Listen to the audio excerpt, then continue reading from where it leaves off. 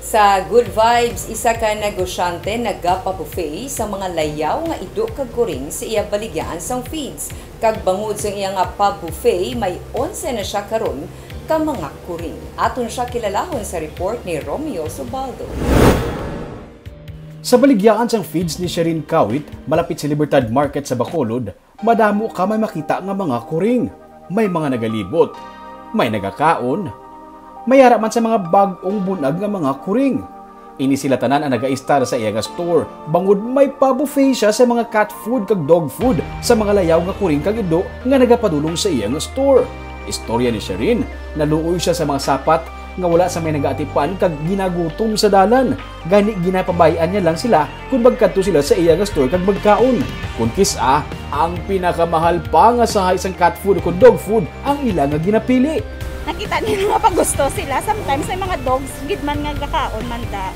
So ginalaw ko lang. Sometimes makambal man ko ibaw. Tag 150, ginagila, ginapila pa. Mga mahal, mga Whiskas, Power Cut, 165 per kilo. Ginaalaw ko lang gid sila makakay siling ko. Ama ko rin, gamay naman sila eh. Limit lang sila magkaon. Kagmay lang gid.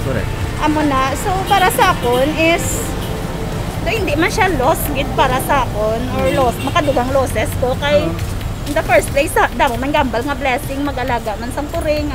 Bangod sa iya nga only cat food, may 13 na siya ka mga hinuptanan nga mga kuring. Sa sinigid lamang, ang duha sa ila ang gin-adopt.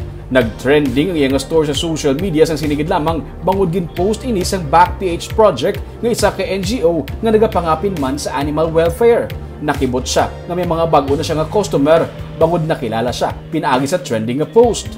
Si Boy nakita ta? Oo, halos daily, pila ka bilog ng mga makadhamba sila nga amo na di ang nag-viral nga store.